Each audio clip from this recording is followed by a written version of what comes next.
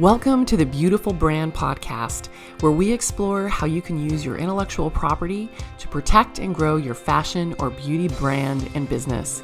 Join us weekly for guidance, encouragement, and inspiration to help you launch, protect, and grow to profits your fashion or beauty brands. Your host is Jessica Eves Matthews, a 26-year intellectual property and business attorney and fashion and beauty entrepreneur. Every week, Jessica shares insider wisdom, tips, and easy to understand guidance on how you can get your fashion or beauty business off the ground and growing in no time.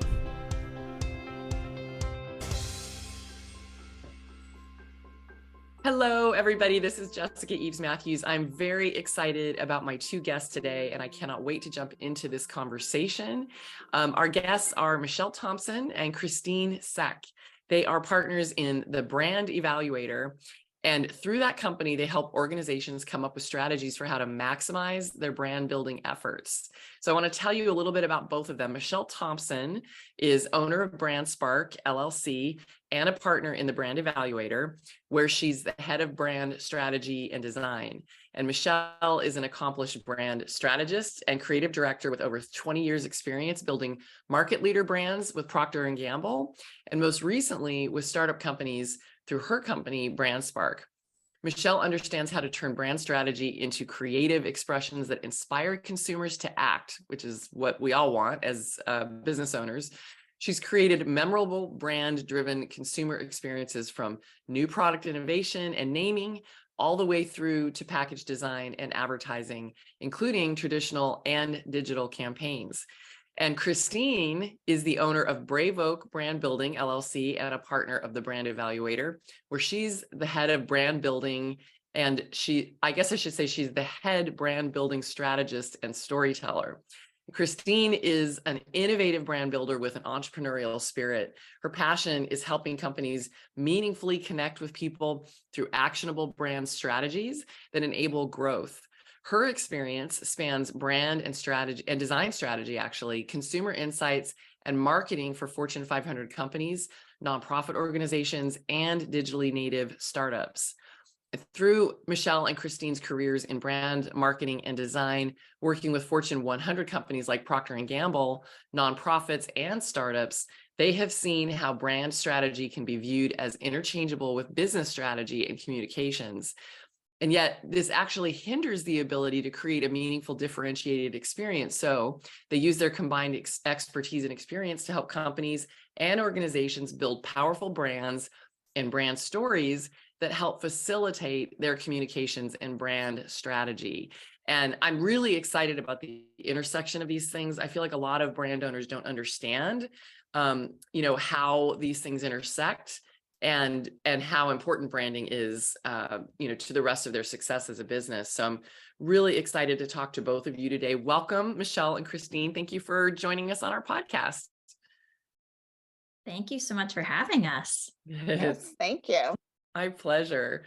So I want to start out with just a general question, and both of you can take a stab at answering this. But one of the things that I talk about routinely, both here and also with my clients, is what makes a strong brand. Michelle, do you have any thoughts on that sort of, or in an overarching way? Yeah, the first thing that I like to think about, Jessica, is strong brands resonate. There is something there that is memorable and sticky about it. And usually when you resonate, you do a couple things. First, you are meeting a need or solving a problem, sometimes that a consumer may never have known that they even had. But when they see it presented in a way that really engages them, they realize it's something that they've always wanted or want to try out. So there's an engagement factor there that gets them to want to try. And it's a significant enough value that it asks them to kind of take their time or take their money to try it out. So something that resonates in that way. And then great brands follow that up with something that's really memorable about the brand, something that's iconic about that brand. They either have a color or a catchphrase or a logo or something that kind of connects that resonance to something that they can repeat and find again. So to me, those are the two elements that really make a strong brand. I love that answer. That's fantastic. And I mean, when you describe it that way, I think that people listening can probably instantly start thinking of particular brands, right? That fit that bill. I think of, when you speak of colors, I think of like Tiffany's and their blue, you instantly have a reaction to their brand, and you see that blue box and you get really excited if it's a gift for you. And then even like UPS with their brown, right? Their brown trucks, like everybody knows who they are, what they do. And generally we're pretty excited when we see one of those trucks, pulling into the driveway, delivering something to us. So yeah, that's a great description. Christine, how would you describe a strong brand? Yeah, I build on that by saying a strong brand is a brand that holds true to itself. It's consistent over time. So just the examples you gave are perfect in terms of UPS and Tiffany's, who have truly honed a strategy, honed their core, and stuck with it across time. They've understood that this is truly who we are, what we stand for. And these particular elements signify that, cue that to people in the marketplace. And while, yes, things change, sociocultural, economic trends, geographic, all those things do impact the way people perceive the world.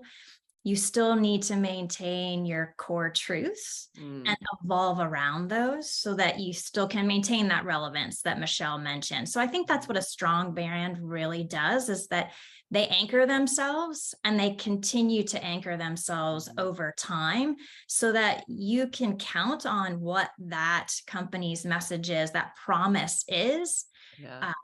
Throughout your experience with them, because you might be coming in and out of your engagement with them over time, but yet you can always depend on them, if you will, in knowing who they are and what they stand for and what value you're going to be getting from them. So I think that's a strong brand really holds true and maintains consistency to who they are. Yeah. I love that. That is such a great description. I love the combination of what you both said too, because I feel like that together really describes what a strong brand is. And Christine, I love this idea of consistency. I mean, the brands that instantly come to mind, who have had a strong sense of themselves and have been consistent over time, like Disney is a really good example, right? Like one of the things I say about brands is, if it's a strong brand, it's going to evoke an emotional reaction. It's either going to trigger an emotional reaction or a memory or both. And so when you see that brand, you're going to react in a visceral sort of way, and hopefully it's positive.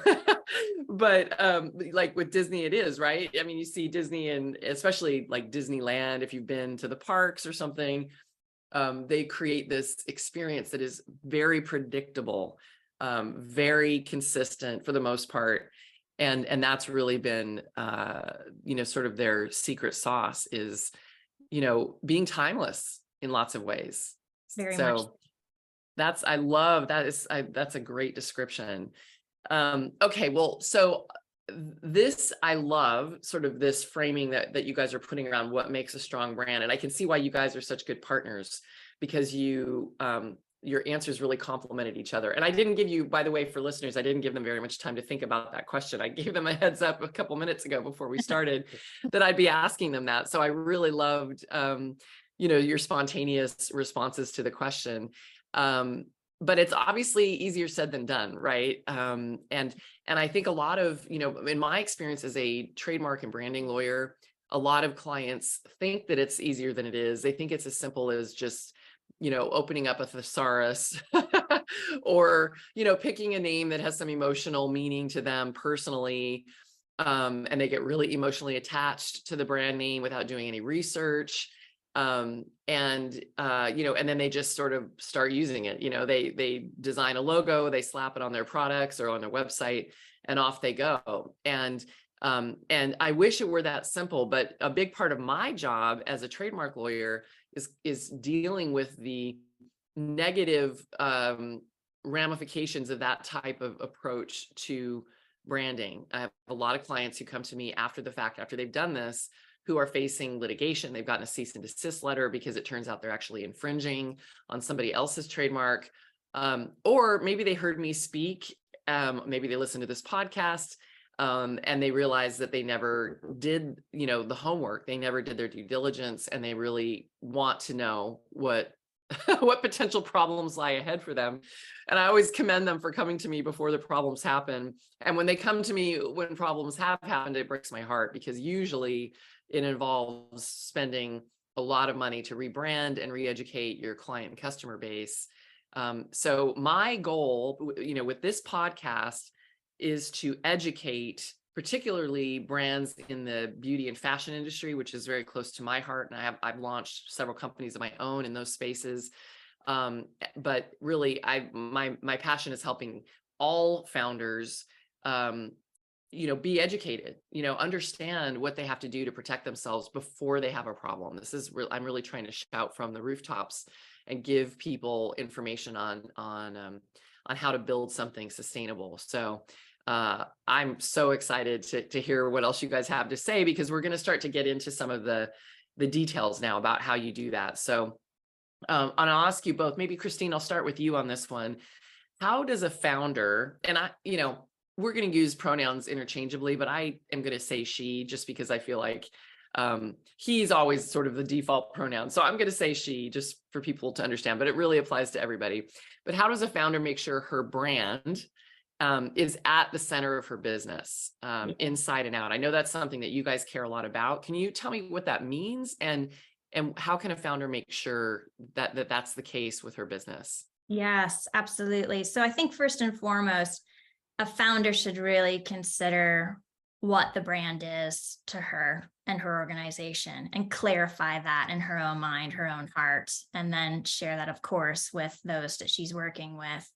And then I think determining the role that it's going to play, because as Michelle and I have seen over time, sometimes brand is treated as an element of your marketing plan. And it is much more than that. It truly should sit at the center of your business plan, alongside your business strategy. And, if I were to get on a soapbox for a second, I'd say business plans kind of need to be reframed. It should actually be brand and business strategy put together in the plan first and foremost. And then you go off and think about your tactics, how you come to life. You really need to back up and think about your why. Why do you exist in the first place? Honestly, why are you doing this? And how well do you understand your target audience in terms of what their desires are, their needs, how you are going to provide them something with such great value that it's worth changing a habit to purchase you instead of anybody else. And then, how do you do it better and differently, right? Diving even deeper into that particular question so that you can have something that is truly ownable. Just as we talked, it is relevant. It's iconic, could be iconic, with the investment you put behind it. And then you're consistently telling people, then you're building, as Michelle, I love your phrase, Michelle, you build a moat around your organization, because you're truly establishing and seeding in the minds of your target audience who you are, what you stand for, and why you do it better than anybody else. So I think, to answer the question, Jessica, it really comes back to putting brand at the core of your business just as much as your business strategy, and making sure that everyone's clear on it too. Yes, things do shift, as I mentioned before, but what are those tenets to hold true to, that strategy is going to guide everything you do? So treat it as a filter. If our tone of voice is a provocateur, for instance, then how are we making sure that all of our communications share that particular character, that particular personality, and what we do? So again, you're just kind of building this whole experience for people that I think is really critical. And it's tough. It's not, like you said, I wish it were just a snap of fingers and you could do it. But I'd back up also to say that it's much more than just your logo. As you mentioned, it's just more the colors that you choose. It truly is the experience you're trying to create. And to do that, you have to put it at the center of your business. I absolutely love that description. And I think that often the branding, whether it's the brand name, or like you're saying, the colors, or even the logo is really an afterthought. Like you said, it's sort of just one, task item that they're checking off as they're launching, instead of understanding the importance of that being sort of the overarching framework for everything. And, I think about brands that, that really understand this, in the fashion and beauty space. I can think of, example like Gucci or Louis Vuitton, for example. These are, luxury brands. Their products, if you think about what they're selling, let's take Louis Vuitton and the Never Full bag, which is like the basic, rectangular tote bag with the long handles. It's got their signature, fabric. It's really just a bag, right? I mean, you could get the exact same item at Target for, $29. And the differentiator is not the functionality of the product at all. It's probably not even the quality of the product. It may be the materials are a little bit elevated, but the most important thing, the most important difference between the two is the brand. That is all, it's the literal difference. And it gives them the ability, because it's this iconic brand, to charge almost $3,000 or more for that same product. And by the way, it costs them probably the same to make as Target's bags, right? So their profit margins are massive. The other example I think of is like Starbucks, because the coffee that Starbucks makes is not special. You could get it anywhere. I mean, the concept of Starbucks was really revolutionary at the time that they launched it. We didn't have anything like the coffee shops that we have now. So, Howard Schultz really did start, a real trend in the US, but the products themselves are pretty interchangeable. You can get the same cup of coffee, the same latte, really, at 5 different brands. The differentiator is the brand. It's that green iconic logo on your white cup.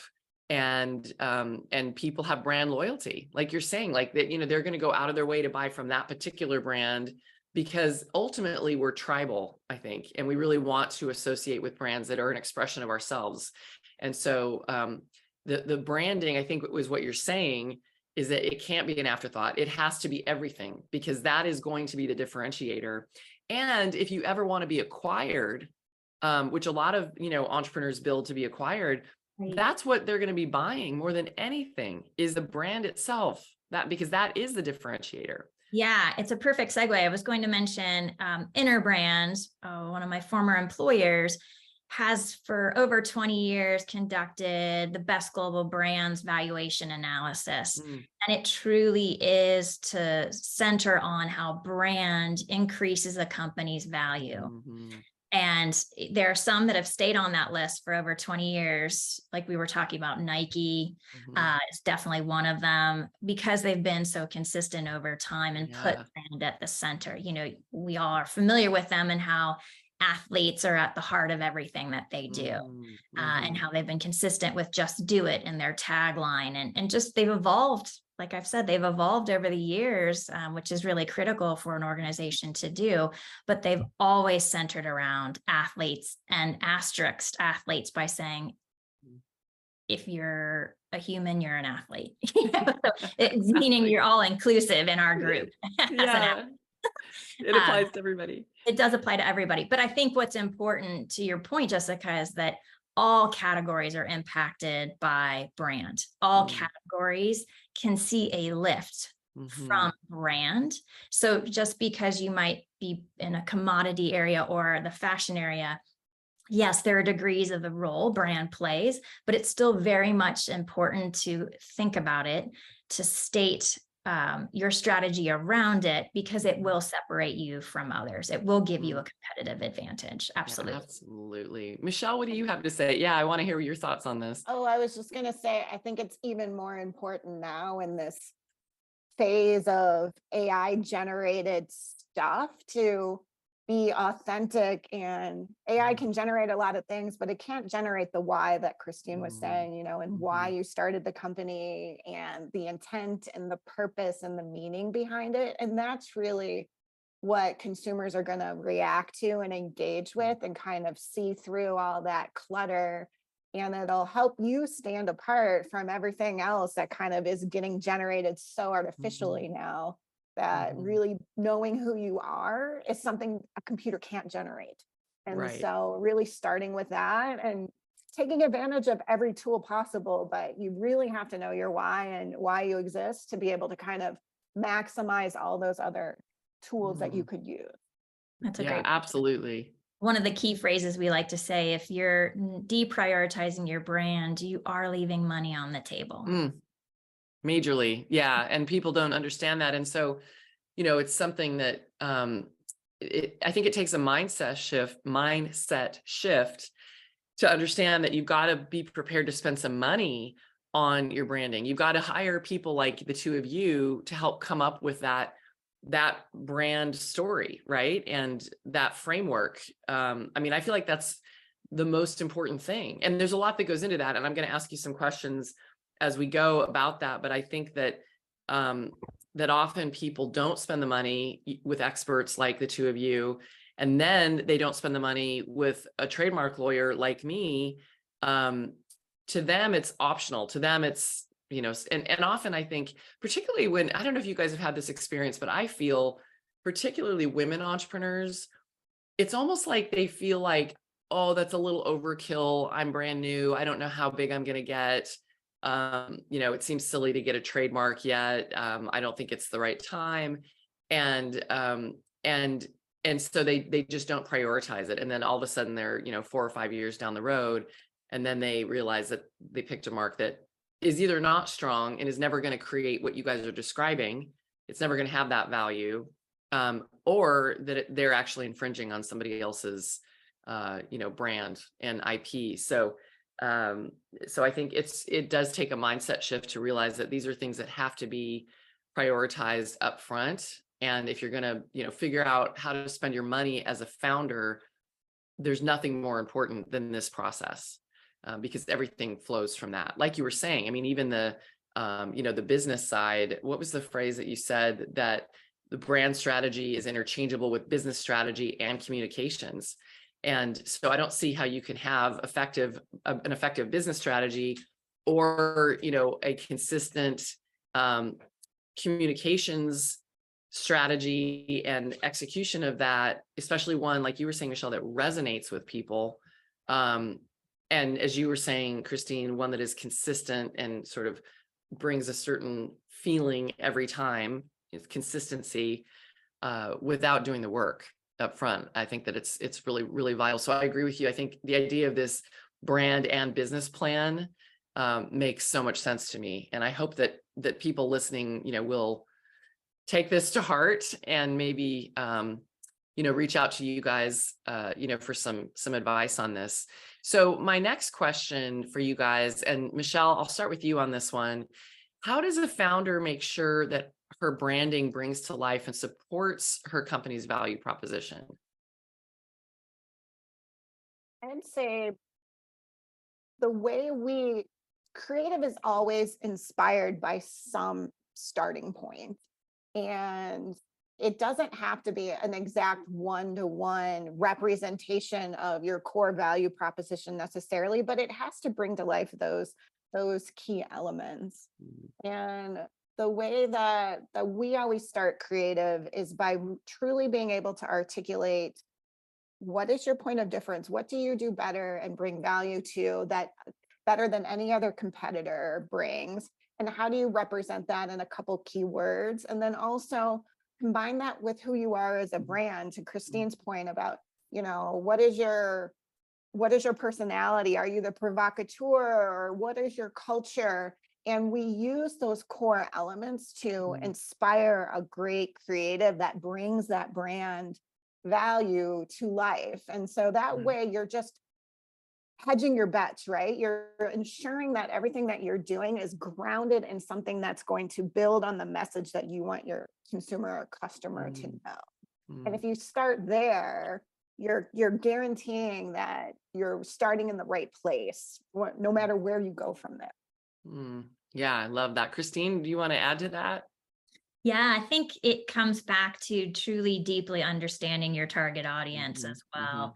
So just like Michelle said, our starting point is to develop that value prop, that point of difference that is rooted in what those individuals truly do desire. And then finding that way of satisfying that need in a way that speaks to the job they want done. So it's, what are they searching for, not what product do you have? So it's a reverse engineer of how I think most founders kind of think about, I've got a fantastic idea, how do I get it to people, versus there are people who need something, I have a fantastic idea, and you match it that way. So, it's knowing people at a human level, that their lifestyle level. Demographics are great, absolutely needed, but going further to understanding them psychographically as well. I think I looked at Zara the other day. It's one of the brands I've loved shopping at in the past. And if they think about their target and how they might describe them, it'd be mass market fashionistas who are really inspired by runway trends. And that's what they want. We were talking earlier and the word badge value came to mind. And you want to buy from a Gucci, a Louis Vuitton, a Nike, for instance, because they just give you that experience better than anybody else can. And you're proud to be a part of their community and have their items in your wardrobe, in your home, on yourself. Yeah. So I think it's really going back to knowing your customer and then really putting that into a point of difference, a value proposition that is so meaningful to them. I love that. Oh, go ahead, Michelle. Were you going to say something? I was just going to build on what Christine said. And there's branding codes that when you work with branders that understand what are those cues that are going to signal those feelings or emotions that you want them to know. What cues that luxury with Zara is some of that thick and thin lettering that feels very luxury like. And so you need to know the category codes so that you can leverage them, but you can do it in a way that's also ownable for you.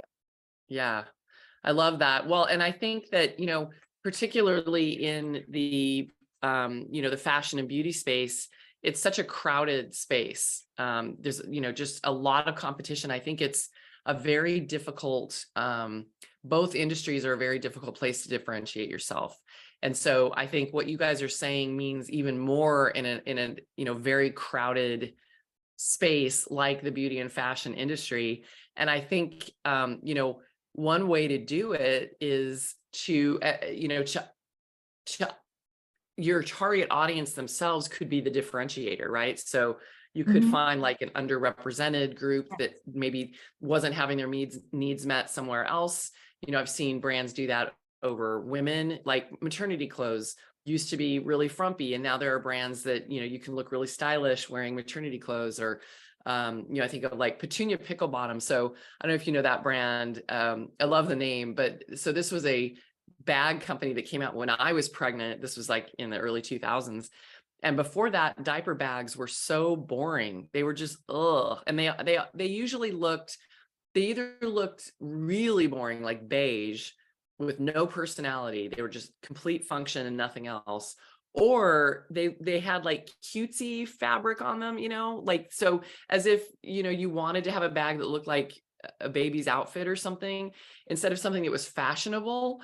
And companies like Petunia Pickle Bottom came out in the early 2000s, and it was like this revelation that, oh my gosh, I can actually have a chic bag that is actually a diaper bag, but not everybody knows instantly that that's what it is. So I think having an audience, sometimes your audience itself is a differentiator, and you're meeting a need that is not being addressed.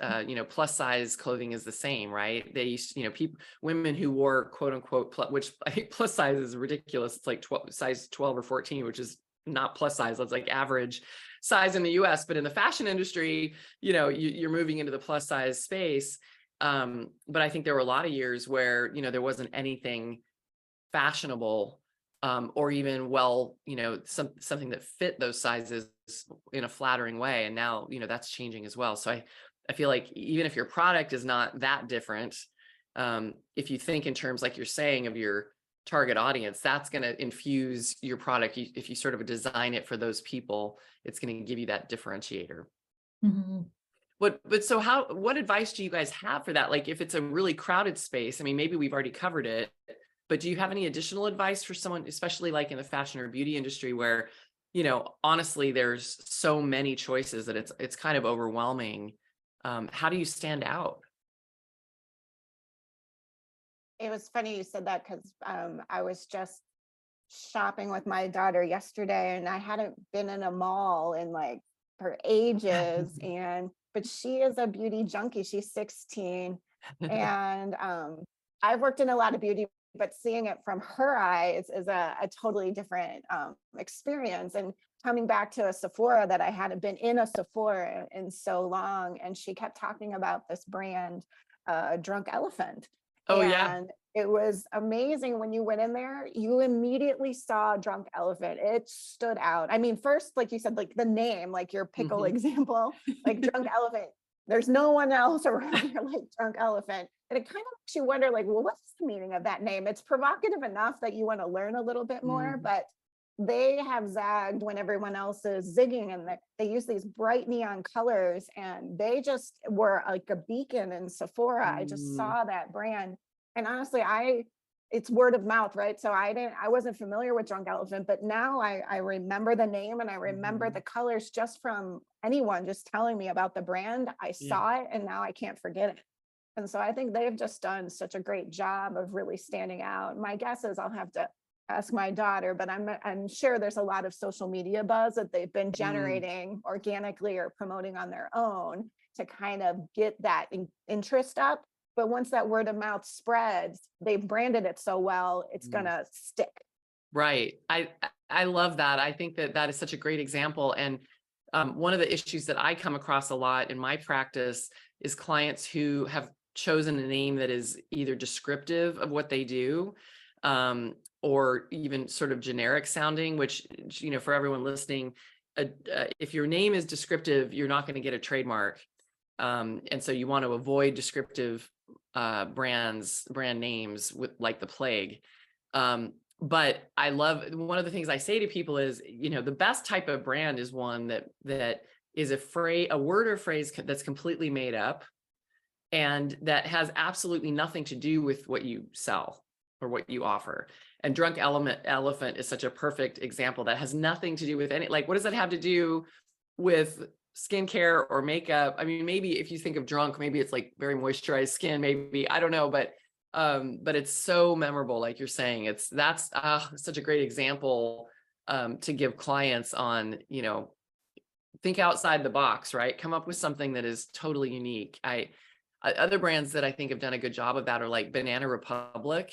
What does that have to do? I mean, except that maybe when they launched, the style was very safari kind of, style, but other than that, that name has nothing to do with fashion or apparel. So that I always think that's a really good example of a name that's the opposite of descriptive and very memorable. So yeah.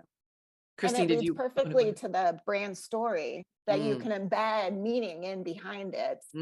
Exactly, right? You can control the narrative a little bit, and that's exactly what Christine's wheelhouse is, really generating that brand story. Yeah, I think, I understand why choosing a descriptive name, because it is easy to start to brand, if you will, start to market, start to sell, because it's telegraphing, it's doing hard work for you already. Right.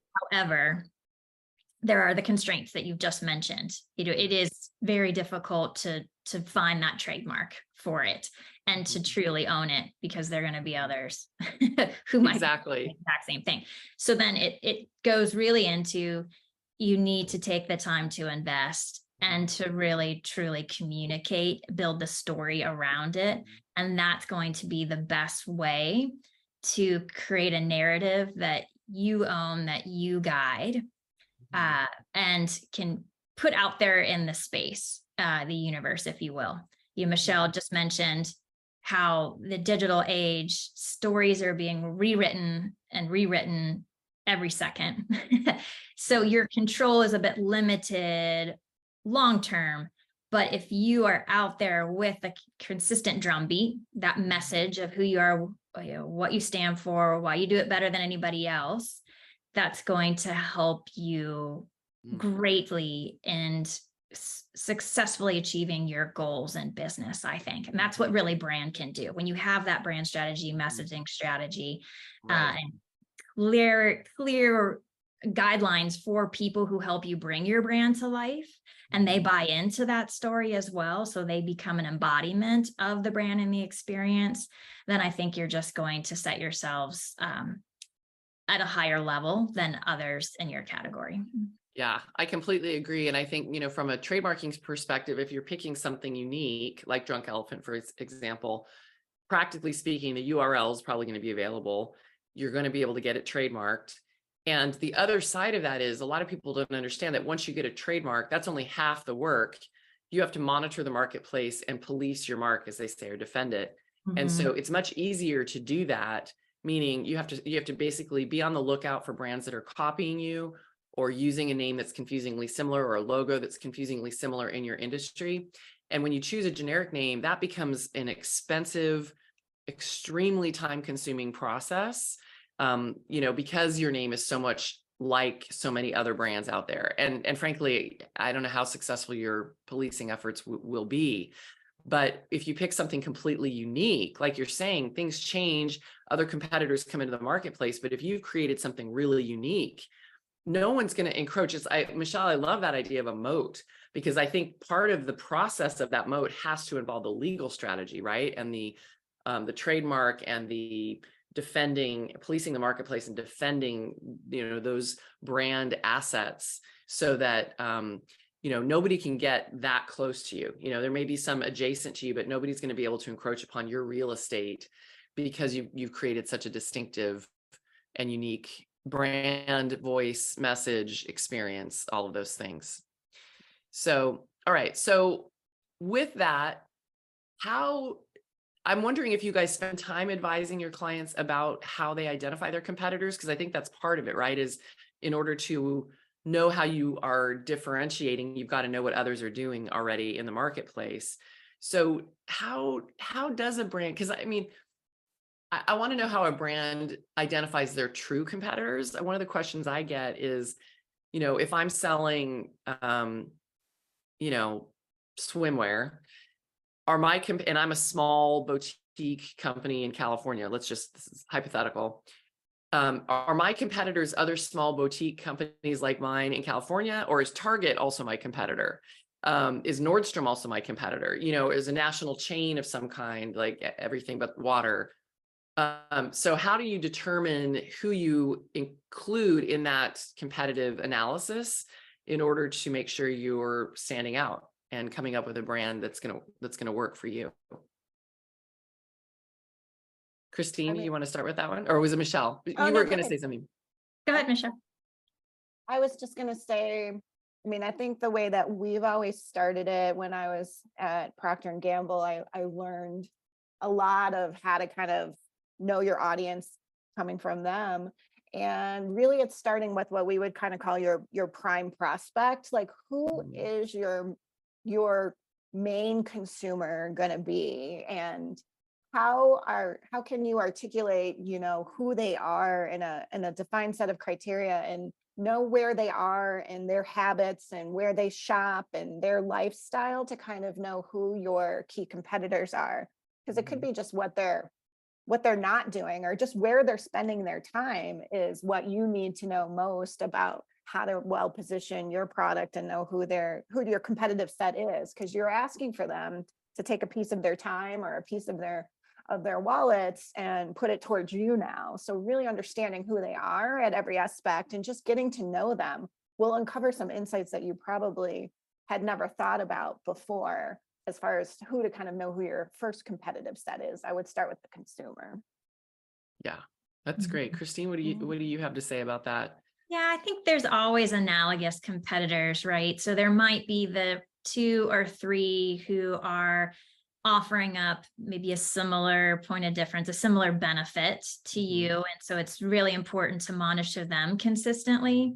But then the universe gets a bit bigger. If the primary target's here in the center, then always continue to monitor what's happening in the next ring, around the next circle around that. Because while yes, Everything But the Water might not be your direct competitor, it's good to see how they're messaging themselves, the trends they're following. That might be good for you to maybe negate to say, you know, we have this too, or at least maybe follow to understand, oh, that could be something, for instance, a social media post, you know, they've talked about XYZ topic. Maybe we want to produce content around that and share our opinion on it too. So I think monitoring the bigger players is always good, because with bigger teams, they might be expanding their reach, their breadth in terms of communications, and it's just good to see, you know, what the subject is at hand in the industry, in your category too. So it's always important to focus your attention, but then spend some time looking broader, and even thinking like maybe it's not direct swimwear, but is it more along the lines of swim accessories, hats, fashion, in that regard, that might be offer up inspiration to yourself as well in terms of product line extensions. So. Yeah. Okay. Awesome. Yeah. I think that, you know, I've seen, you know, people going through that competitive set analysis and often saying that, you know, the big box retailers are not a competitor because they're, you know, different. But I think you often have to think about it from the consumer's perspective. The consumers are making choices every day. And, you know, I will absolutely shop at Target, but also shop at local boutiques or online at, you know, small boutiques. So I'm not differentiating. I'm like, who's going to have what I'm looking for? Who's going to have what I want to find? And so I think, as you're saying, you have to kind of keep your, my little dog is joining us on the podcast today. This is Charlotte. Maybe she'll become the podcast mascot. Yes, definitely. She's like, hi. But yeah, I think you're right. You have to, you know, keep an eye on at least what they're doing, because I think you can't ignore what, you know, those bigger companies are doing, even if you don't have the, you know, bandwidth, you know, manpower or budget to like really compete directly with them. I think you can provide alternatives and not just compete on price, right? There's lots of other things you can do that create a brand experience that are not price related, because you're probably going to lose if you're trying to compete on price with someone like Target. Right. So, and an easy thing you can do with competitors is do your own little mini audits. And we do that, and every founder can do that as well, as just pull together everything that each of your key competitors are doing and put that up in a room, and put what you're doing up in a room. And it's amazing the ahas that just come from that exercise of, you can see gaps of, oh, nobody's talking about this, or everybody's over here. Maybe we need to go, you know, right? Or maybe we need to follow in this. Maybe they're building enough momentum in this one direction that we're going to be missing if we're not in this conversation as well. So it just provides some insights. It's a really good exercise you can do on your own. Yeah. And this shows how business strategy and brand strategy are so intertwined, right? Yeah. All right. So I feel like we've talked about this a little bit, but I was going to ask you guys what a brand, you know, what can a brand owner do to start the process of developing a compelling brand story? I feel like we have sort of covered that. Is there anything additional you guys want to add before we jump into advice? Next advice? Yeah, I think I would just state to be clear on what the story is for your organization, because a company story often is more like a history lesson. Here's how it started. Here's what we've done since. A brand story is more of an inspiring narrative. And both have roles. You can have both, absolutely. I think the brand story, though, is going to be able to connect at a deeper level with people, because it is truly explaining from your heart why you're doing what you're doing. Many times you can go to often direct to consumer type of brand. And I'm thinking of lawn care, for instance, how they saw an opportunity in the category to create change because they were frustrated with the experience.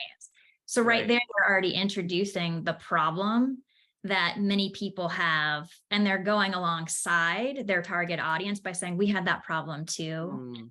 We wanted to make it better. So therefore, here are the things that we've done to make the experience better, to make our products, services, the whole lawn care experience Yeah. much different and better and more sustainable, whatever the point of difference might be, right? The benefits that you're offering. But I think you're really talking in a manner that's at a human level, a one-to-one level, and you're talking about their motivations so that they can readily identify, this company gets me. They understand me, and they're able to fulfill my needs and desires and some things that I didn't even consider about. And I appreciate that. I want to come alongside and be part of their community. It's more emotional than the history lesson typically is, right? Agreed. Right. And so I think how you devise the story is just pulling those elements out of your brand strategy. So again, what are your target audiences, needs and desires?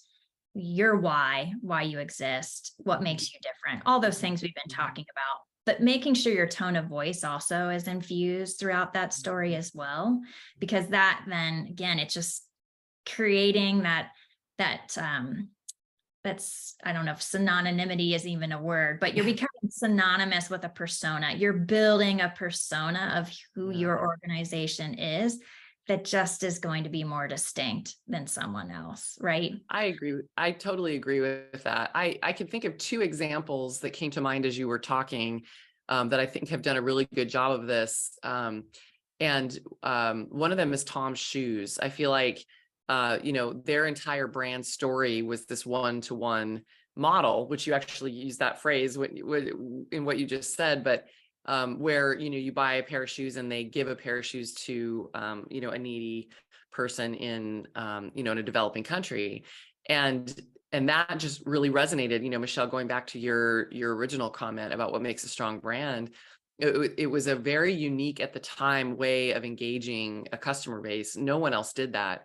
And I think that your social impact, talking about sort of the triple bottom line, right?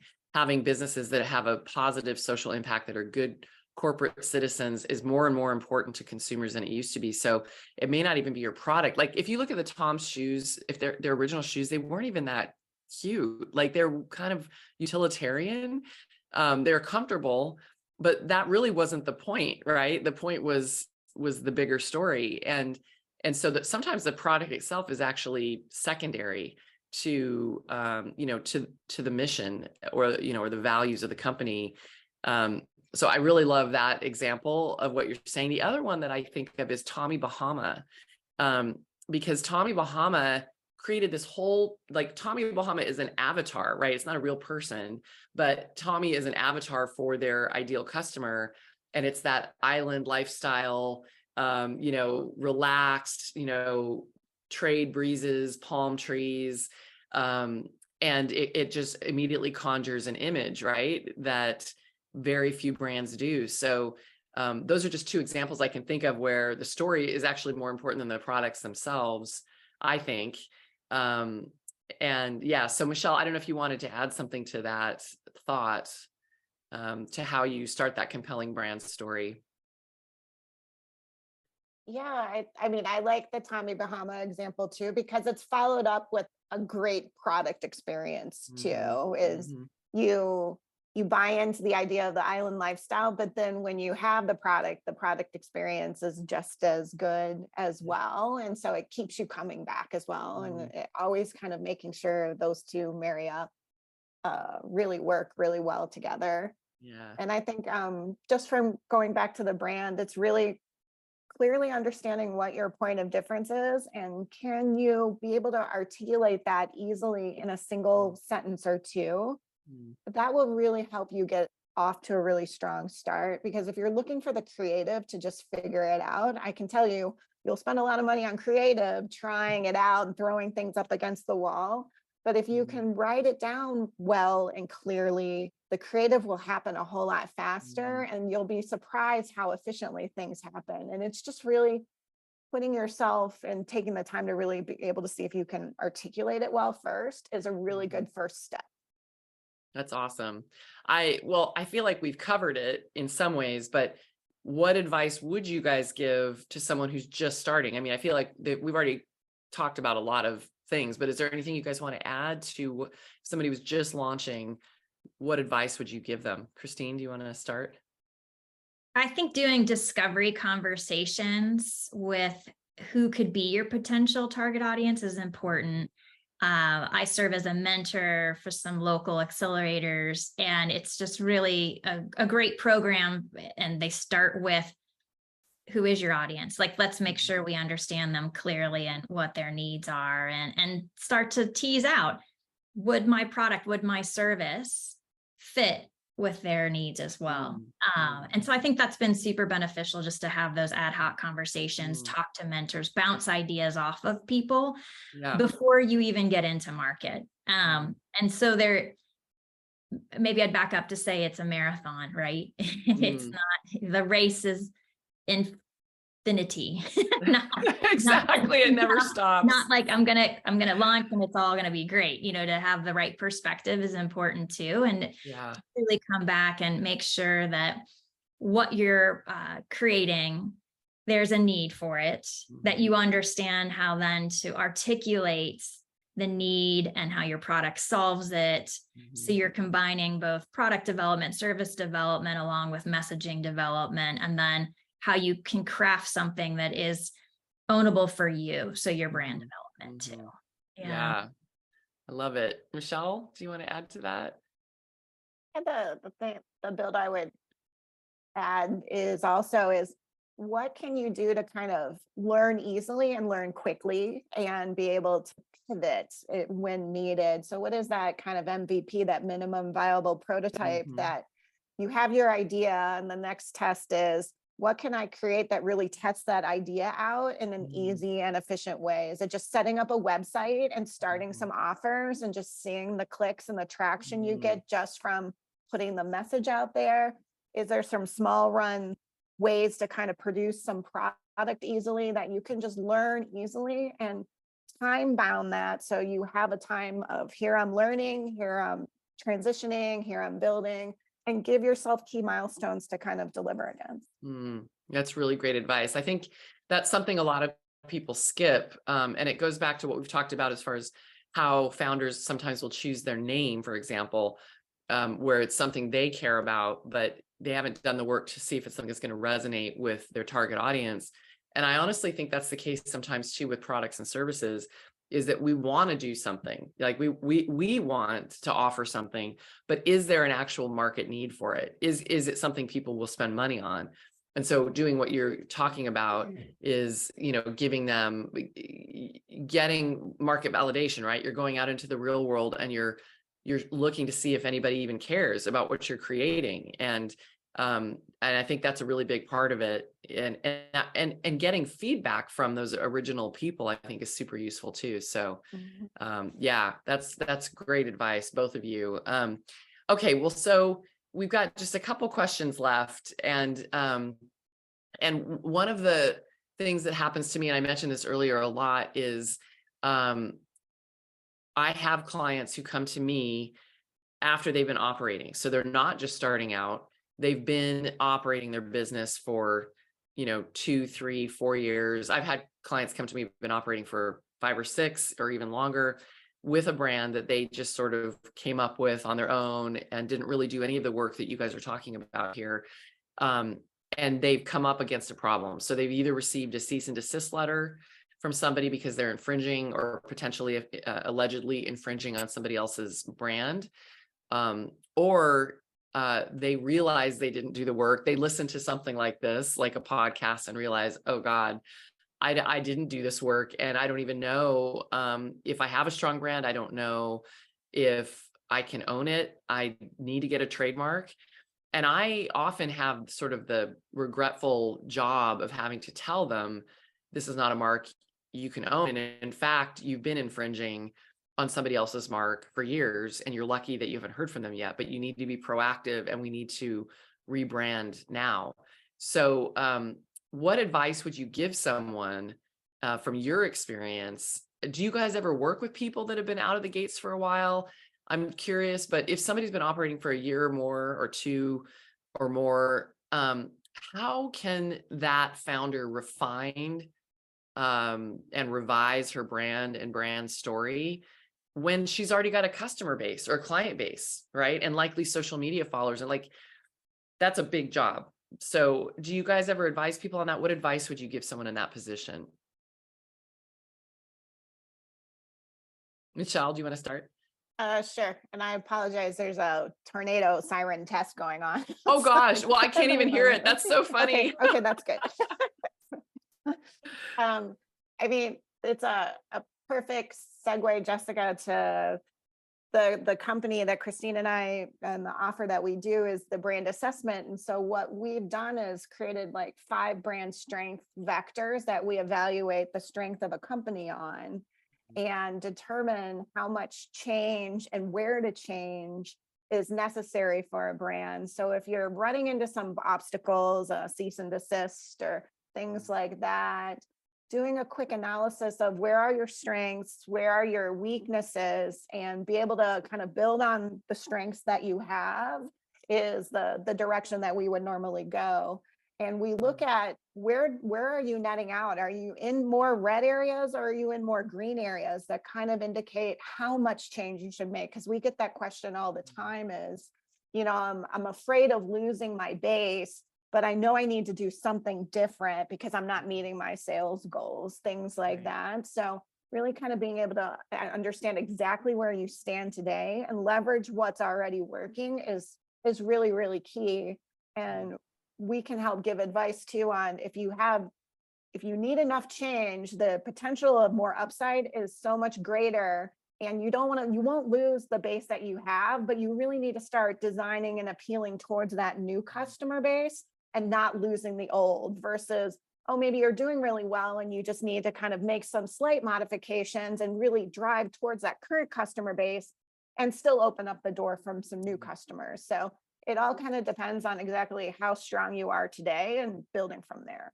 And that's such a good example, again, of how business strategy and brand strategy intersect, right? That you can't have one without the other. Christine, what would you say about that? Yeah, I think, you know, when it comes to making that transition, if there is a need where you do need to rebrand, it's a new name, you might need to change your identity, your look, tone, and feel as well because of a legal issue. Story is really critical in that standpoint, and making sure you're bringing your current customers along the journey with you. And you don't have to be overt necessarily in terms of what's going on, but you know, I've worked with some organizations where they knew they wanted to grow anyways. And so it was a perfect chance to then articulate within the story of we're making some changes to benefit you essentially. And so then just stating, you know, we're changing our name for you know, this reason, and you're going to start seeing communications from us look like this. Wow, please know we're still offering you the same benefit, same quality, et cetera. So offering reassurance within that story as well. But it's coming up with that transition plan, that communications plan is very critical as well as you. I completely agree. I have a client who owns a spa in New York City and also a line of skincare. And this was years ago.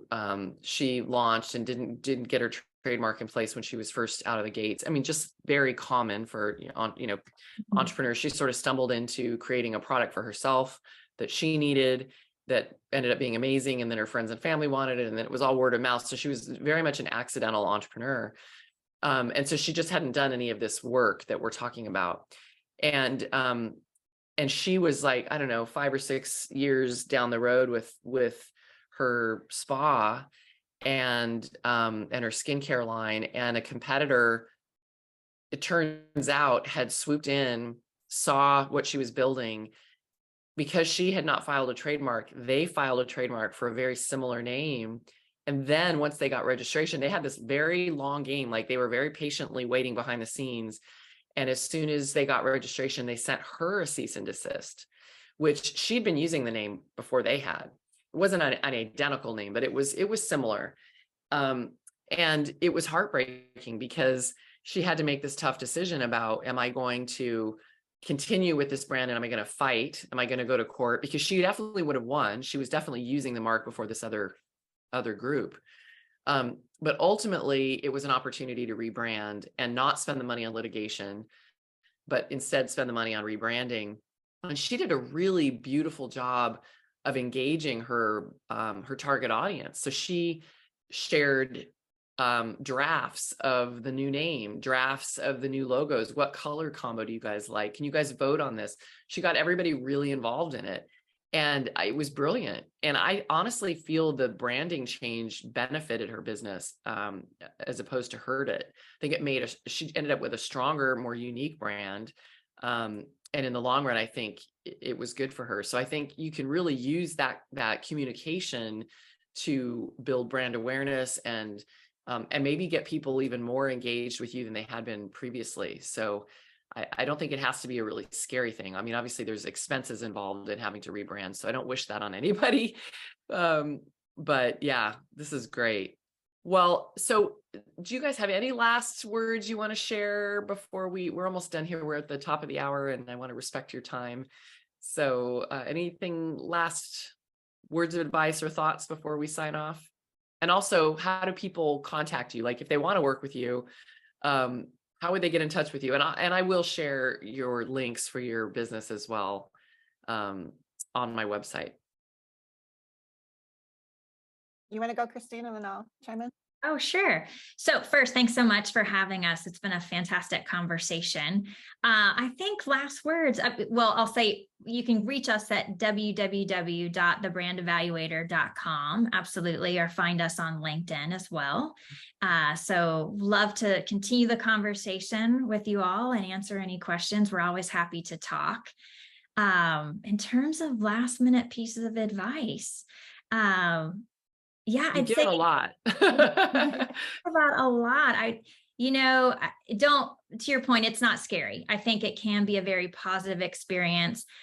We do recognize the effort and priorities that so many founders have, right? There are a lot of different things that you are managing on a day-to-day basis to start your business or to manage your business if you're already up and running.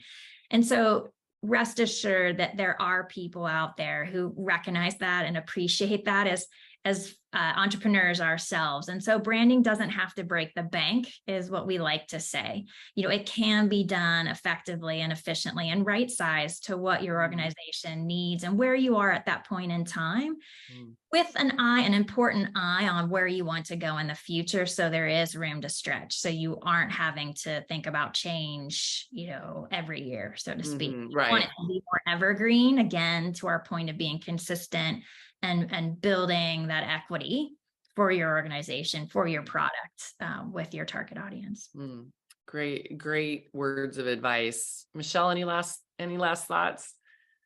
Yeah, the only thing I would add to an already great conversation, thanks again, Jessica, for having us, is I would say once you've done your homework and your due diligence, I would say be courageous and be bold and really go for it, and don't avoid the tendencies to want to always second guess yourself, because branding takes time and you need to kind of put it out there and you need to work at it, but avoid the temptation to always keep tweaking it and to really give it its fair share out in the market, and just be bold and go for it.